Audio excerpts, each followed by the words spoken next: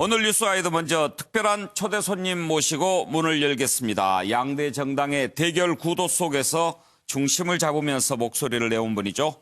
바른미래당의 김관영 원내대표입니다. 어서 오십시오. 네, 안녕하세요. 반갑습니다. 네, 반갑습니다. 이번에 참 괜찮은 의원상? 네. 네. 우리 MBN하고 여성유권자연맹이 함께 네. 주관한 상인데 예, 예.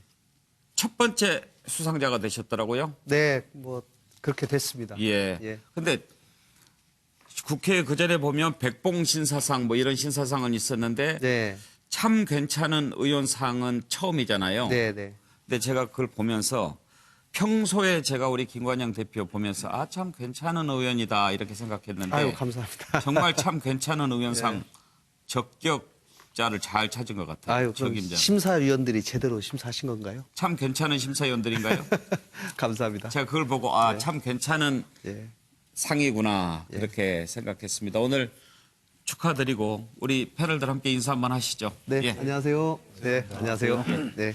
오늘 그 몇 가지 당내 현안도 있고 또 정치 현안 관련된 것 제가 좀 몇 가지 질문하고 예. 우리 패널들 또 질문을 하도록 할 텐데요.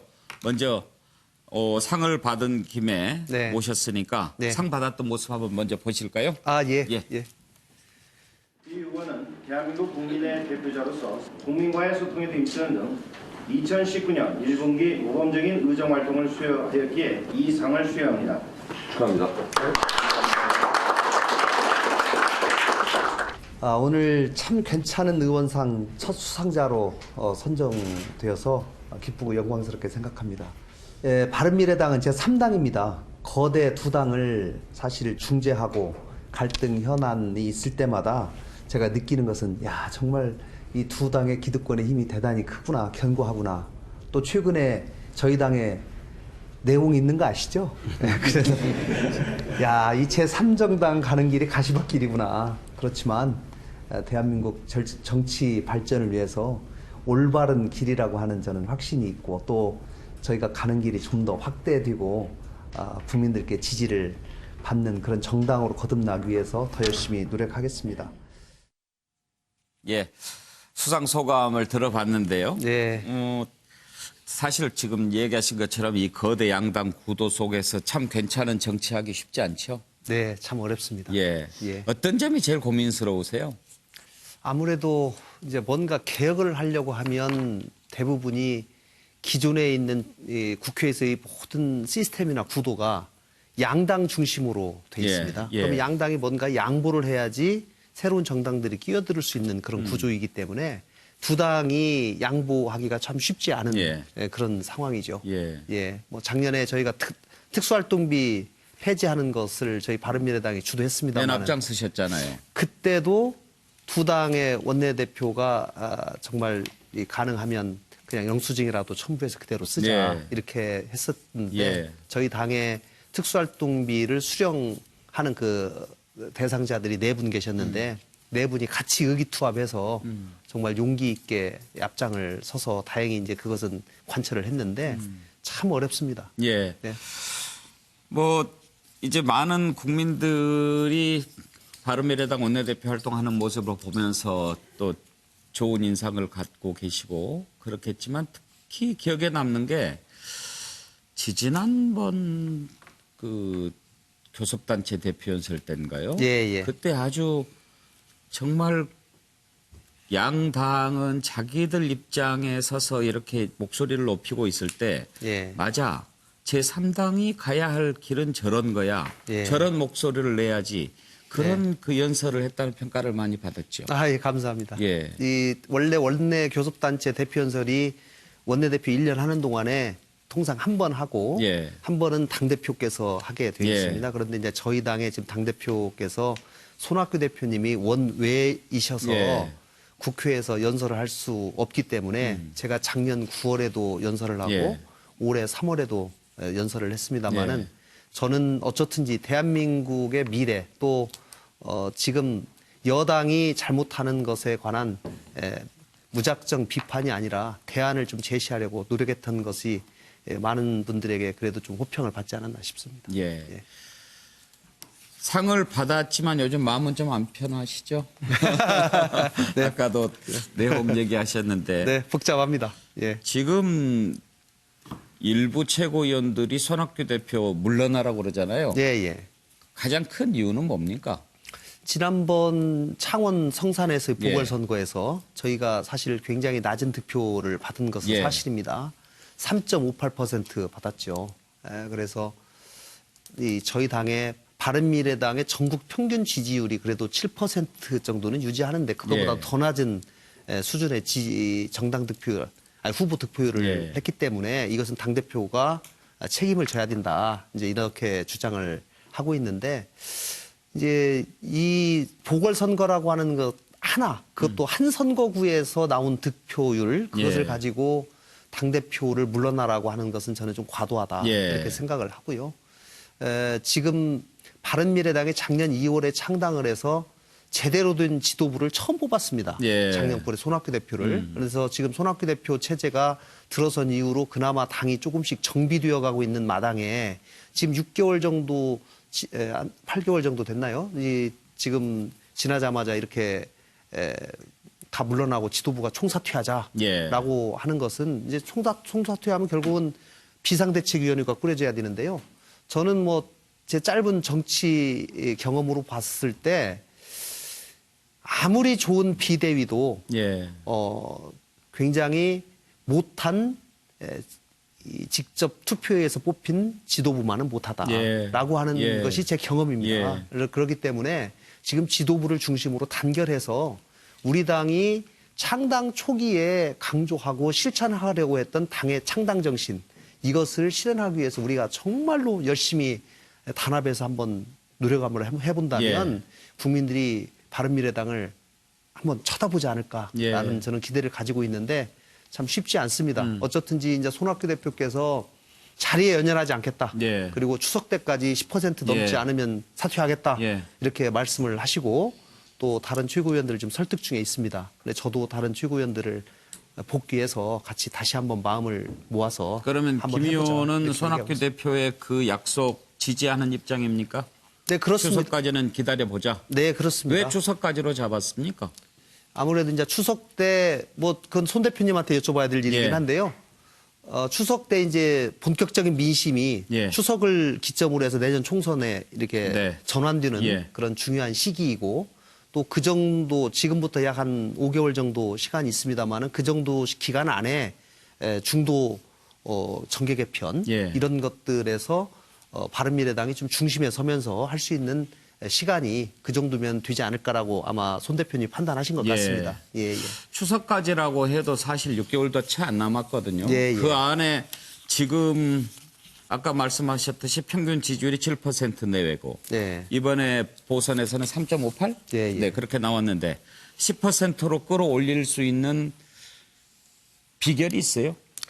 저는 저희 당의 소위 창업주라고 하시는 분이 유승민, 안철수 대표 네. 두 대표 아닙니까? 그런데 안철수 대표는 지금 독일에 가 계시고 지금 의원으로서 역할을 하고 계신 분이 유승민 예. 대표신데 유 대표님과 함께 우리가 마음을 하나로 모아서 열심히 이 당을 바른미래당 간판을 가지고 내년 총선까지 반드시 우리가 총선을 치르겠다라고 예. 하는 굳은 결의를 보여주고 국민들께 열심히 하는 모습을 보인다면 저는 충분히 가능성이 있다고 저는 생각합니다.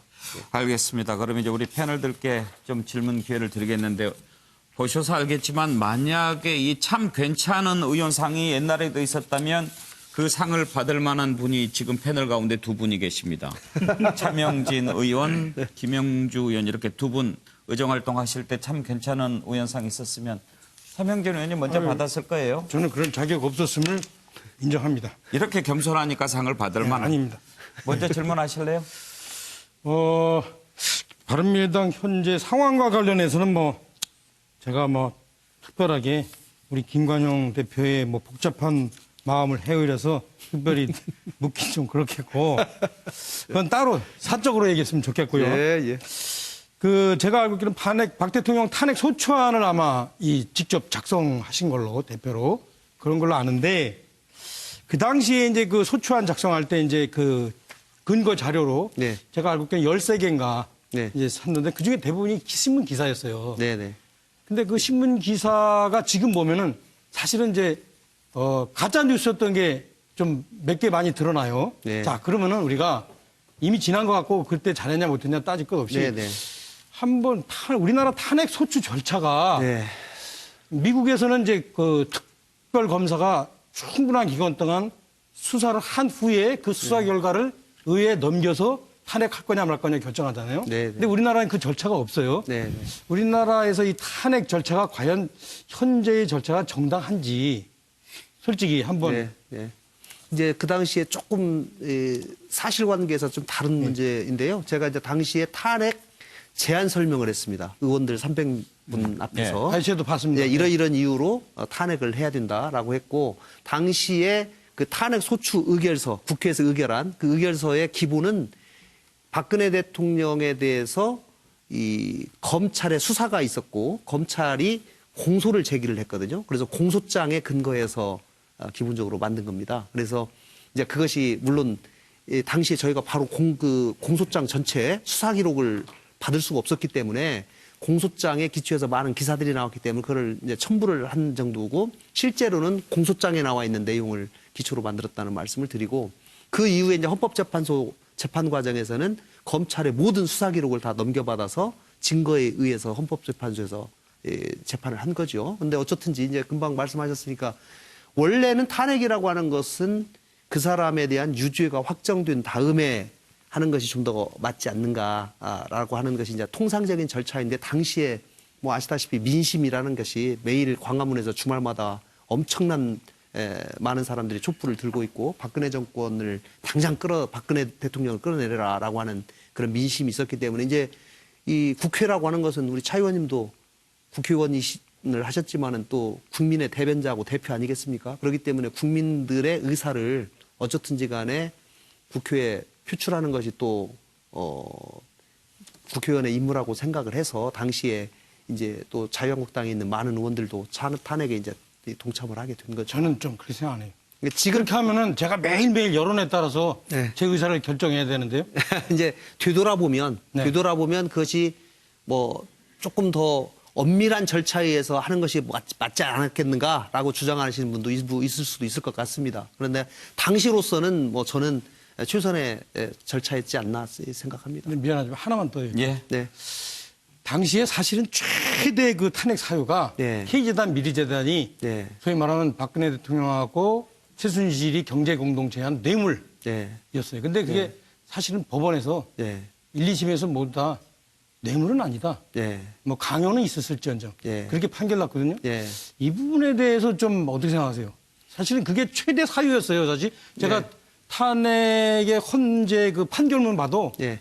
판결문에 여러 가지 그 절차나 이런 문제 빼고 예. 내용만 보면 예. 절반 이상이 그 부분이에요. 예. 그 뇌물에 대한 판결이었어요. 저는 네, 네. 그 지금도 보는데 볼 때마다 깜짝깜짝 놀라요. 네. 야, 우리가 이걸 어떻게 유죄로 판결했지?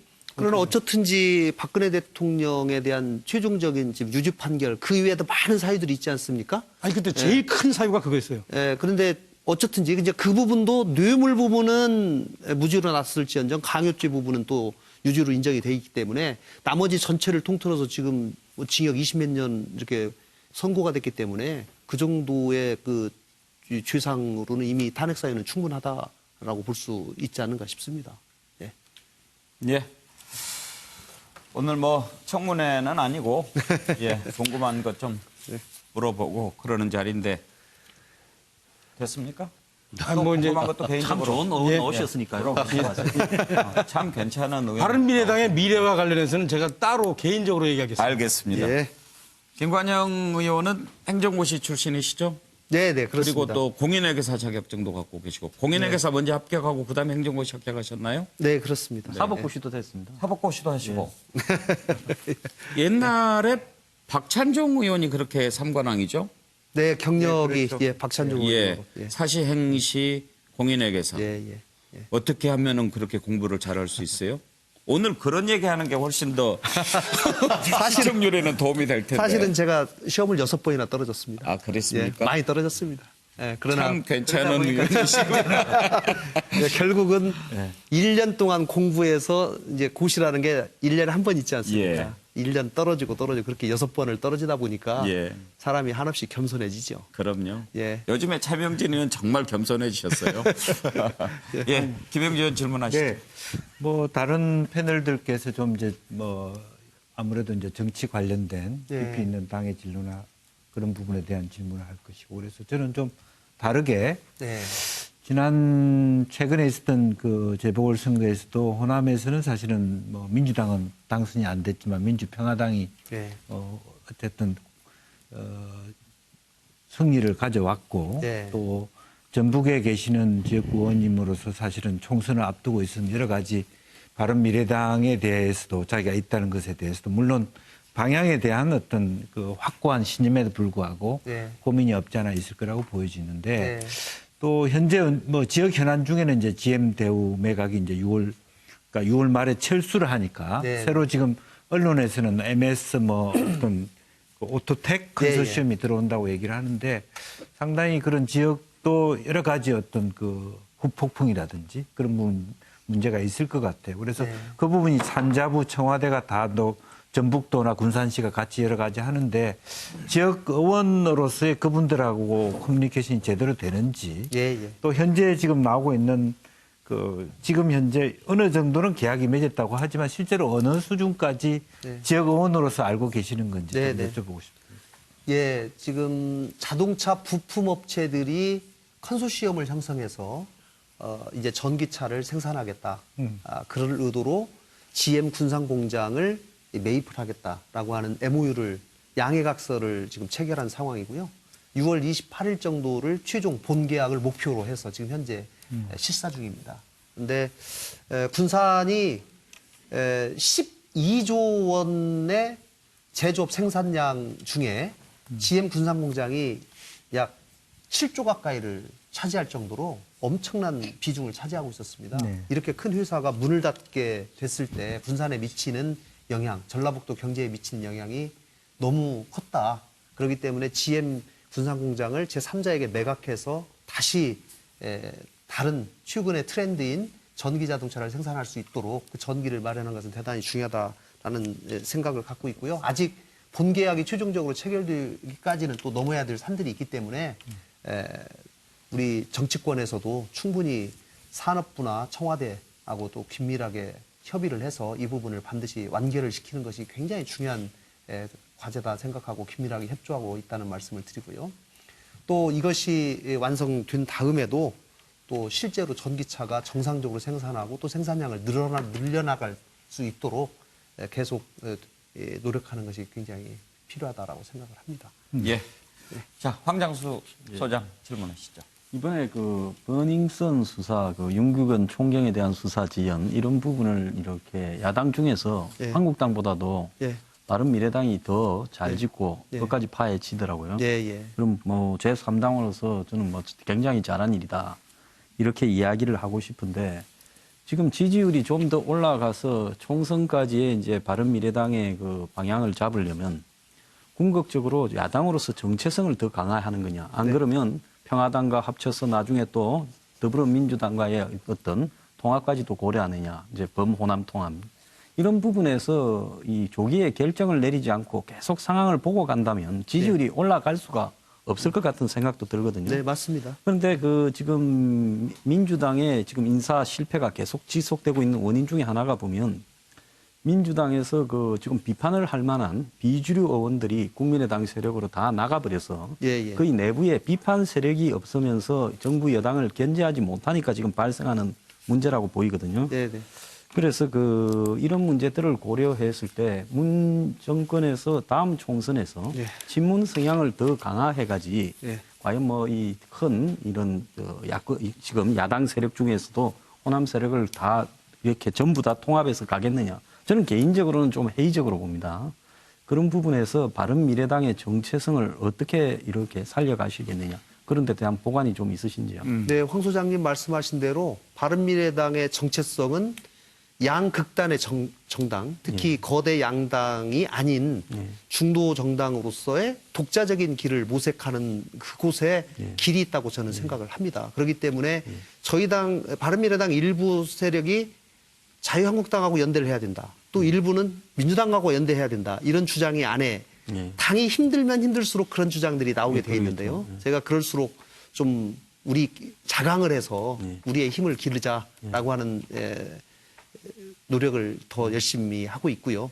금방 말씀하신 대로 당의 정체성은 저는 결국은 야당 또 정부의 잘못된 정책에 대해서 비판을 하되 대안을 얘기하고 경제정책, 특히 경제정책에 관해서 저희 바른미래당이 지금 내년도 최저임금 동결을 지금 강하게 당론으로 주장을 하고 있습니다. 이런 부분도 반드시 관철이 된다고 하면 바른미래당 최저임금 효과, 동결 효과 이것으로 해서 대한민국 경제도 좀 살아나지 않을까 싶고요. 그런 점에 저희가 경제 문제에 좀 더 집중하도록 하겠습니다.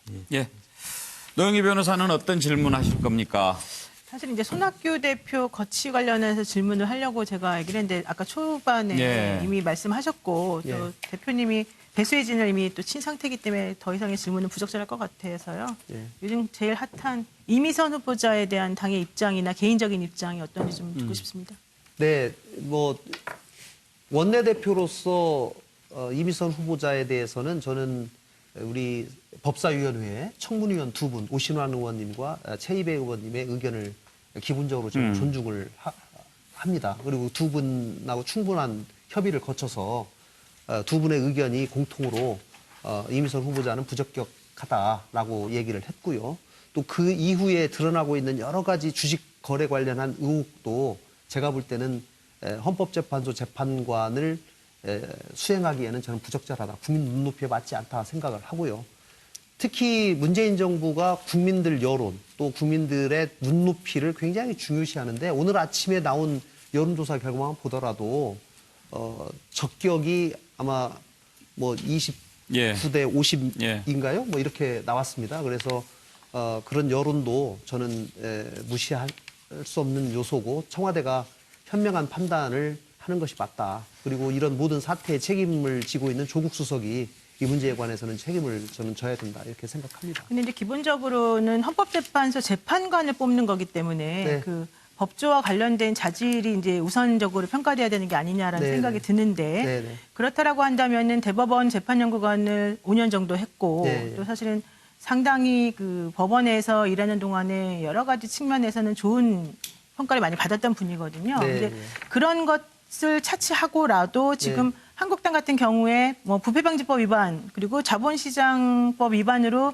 지금 이 후보와 후보 남편을 업무상 비밀누설이나 공무상 비밀누설죄로 지금 고발을 한 상태이고 여기에 대해서는 바른미래당도 어느 정도 동의를 하고 있는 것으로 지금 알고 금융위에 있어서 진정서를 냈죠. 오늘 네, 오신환 그러니까 조사를 해달라 이런 네, 취지겠죠. 그래서 그렇다라고 한다면 과연 그 이전에 재판관으로서 했던 여러 가지 것들에 대해서는 아직 평가가 사실은 좀 너무 박한 게 아니냐. 네. 두 번째로는 아직까지 재판관으로서 근무하면서 이런 종류의 비밀을 누설했다라고 하는 것에 대한 것이 하나도 없는데 이걸 전제로 깔고 한국당에서 이렇게 고발하거나 이런 것에 조금 동조하는 것이 조금 성급한 건 아니냐 이런 걸 좀 질문하고 싶습니다.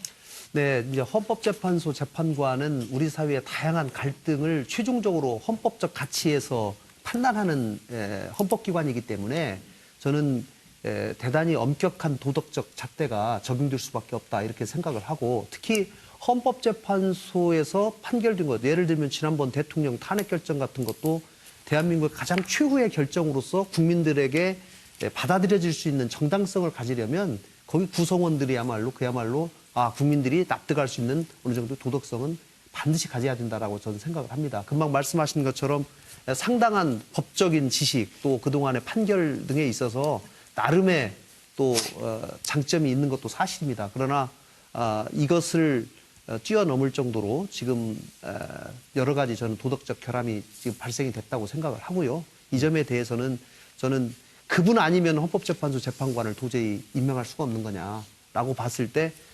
청와대에서 과감하게 다른 더 훌륭한 분을 또 모시는 것도 하나의 방법이다. 저는 그렇게 생각합니다. 예.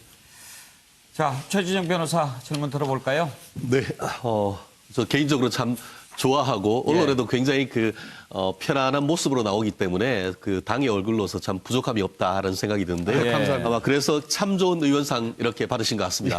참 괜찮은. 참 괜찮은. 예. 근데 이게 참 괜찮은 게 이게 영어로 하면은 굿입니다. 예. 뭐 요즘 최근에 이제 북미 정상회담에 청와대 발로 얘기하면 굿이너 의원이신 것 예. 같은데 다음번에는 베스트 의원 꼭 되시기를 한번 바라겠고요. 지금 바른미래당과 관련해 가지고는 항상 그 많은 분들이 질문하는 것이 두 개 아니겠습니까? 좀 전에 같은 경우에는 바른미래당의 도대체 정체성이 무엇이냐? 네. 이거 같은 어떤 미래에 대한 것인데 네. 조금 더 이제 그렇다고 하면 좀 우리가 발을 딛고 살 수 있는 지금 현 상황 속에서 바른미래당에 과연 밝은 미래가 있는가? 네. 한마디로 제3당으로서의 생존 전략에 대해서 많은 분들이 고민을 하고 있을 것으로 저는 생각을 합니다. 네. 아마 그분과 관련해서 사실 지금 손학규 대표님 같은 경우에도 단식을 통해서 어떻게 보면 뚫어나가려고 했던 것이 이른바 선거구 개편, 연동형 비례대표제. 아마 그것을 통해서 나름대로 성과는 거뒀는데 그것이 어떻게 보면 바른미래당의 미래와 직접 관계됨에도 불구하고 현재의 이 선거구 개편, 사실 지지부진하고 사실상 연동형 비례대표제가 좀 물 건너가는 것이 아닌가 하면서 이 바른미래당의 어떤 내부적인 그 소음도 들리고 있는 그런 상황인데 한마디로 원내대표로서 제3당의 생존 전략 한번 좀 말씀해 주시면 좋겠습니다. 예, 제3당은 결국 1, 2당과 차별화된 뭔가 전략을 가지고 할 수밖에 없고요.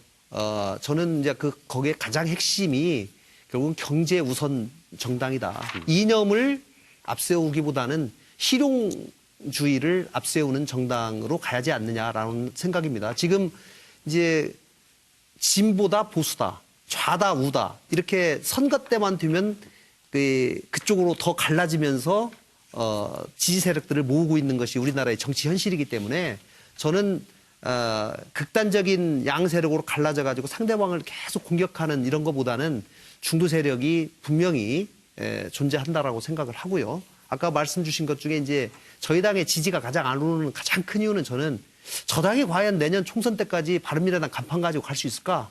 혹시나 찢어지지 않을까? 내년 1년 뒤에까지 존재할 수 있을까? 이것에 관한 의문이라고 저는 생각을 합니다. 그렇기 때문에 우리 당에 소속된 전체 의원들이 저는 바른미래당에 뼈를 묻겠다라고 다 선언을 하고 그리고 하나가 돼가지고 열심히 노력하고 경제 우선 정당으로 기치를 내건다면 저는 분명히 승산이 있다고 생각을 하고요. 예. 연동형, 사실 예. 그 부분이 제일 궁금했는데 우리 패널들이 점잖게 물어보시느라고 그렇게 안 여쭤본 건데 예. 정리를 잘 해주셨습니다. 네, 계속해 주시죠. 그리고 연동형 비례제 문제는 손학규 대표님이나 저나 마찬가지로 우리가 제3의 정당, 대한민국에서 다당제가 정착되기 위해서는 반드시 필요한 것이 선거제도 개혁이라고 생각을 합니다. 그러나 그동안 선거제도는 합의를 기초로 항상 통과되어 왔기 때문에 이제 이것이 왜 합의를 안 하지 않고 패스트트랙을 하려고 하냐라고 하는 우리 당의 일부의 반대가 있는 것도 사실입니다. 그래서 제가 그분들께 이렇게 좀 설득을 합니다. 왜냐하면 이번에 패스트트랙 절차에 집어넣는 것은 최종적으로 선거제를 이렇게 통과시키는 것이 아니고 신속 안건으로 지정하는 것이고 신속 안건으로 지정을 하면 저는 자유한국당이 분명히 협상장으로 나올 것이다 저는 생각을 하고 그 압박의 수단으로 패스트트랙을 해야 된다라고 하는 것은 저 개인적인 생각입니다. 조만간 저희 당의 전체 의원님들의 의견을 수렴해서 저는 의원님들이 결정하는 대로 원내대표니까 따를 생각입니다. 예. 자, 김종욱 교수 마지막 질문해 주실까요? 예, 저도 뭐 제1회 참 괜찮은 의원상 수상하신 거 다시 한번 축하드리고요. 다른 의원님들에게 좀 전형을 시키셔가지고 좀 국회가 진짜 좀 참 괜찮은 의원들이 많으셨으면 좋겠다는 생각이 들고요. 뭐 일단 기본적으로 아까 말씀하신 것과 좀 연동이 돼서 네. 유승민 의원께서 소위 패스트트랙에다가 선거법을 담는 거에 대해서 반대하고 계시잖아요. 네, 저는 이제 왜냐하면 유승민 의원 이걸 원칙이라고 생각하시는 것 같은데 저는 이제 생존과 원칙이라고 하는 기로에 서 계신 것 같아요. 저는 이걸 잘 넘어서지 않게 된다면 상당히 많은 내부의 갈등이 많은 길을 걷는다라고 하는 논란이 있을 것 같고요. 또 하나 좀 질문을 드리면 20대 총선에서 국민의당이 화려하게 데뷔한 거 아니겠습니까? 저는 거기에 핵심적인 이유는 호남을 설득했고 중도로 설득했기 때문이라고 생각을 하는데요. 지금 그 부분에 상당히 막혀있는 측면들이 많기 때문에 소위 호남 그리고 중도를 어떻게 설득할 것인지의 문제가 적어도 바른미래당에게 상당히 관건적인 문제라는 생각이 드는데 거기에 대한 활로를 못 찾고 있는 것 같다. 네. 그런 측면에서 어떤 활로가 있으신지 좀 두 가지 정도에 대해서 말씀을 해주시면 좋겠습니다. 네, 유승민 전 대표께서 이제 원칙을 말씀하시면서 아직까지 대한민국에서 선거제도 개혁이 개정이 합의를 통해서 이루어지지 않은 적이 없다. 또 역으로 생각하면 저는 그렇게 그동안 항상 합의를 우선해왔기 때문에 여러 정당 중에 하나라도 반대하면 한 발자국 나갈 수 없었다고 생각합니다. 그렇기 때문에 저는 그동안 민주당도 사실은 이 선거제도 개편에 대해서 대단히 소극적이었습니다마는 야3당이 단식을 통해서 여러 가지 수단을 통해서 압박을 하고 또 대통령과 청와대 여야정 상설협의체 그 기구를 통해서 대통령을 압박을 하고 이렇게 해서 지금 여기까지 온 것이거든요. 저는 어렵게 얻은 이 선거제도 개편의 기회를 저는 살리는 것이 대한민국 정치 발전을 위해서 대단히 중요하다라는 생각을 가지고 있고요.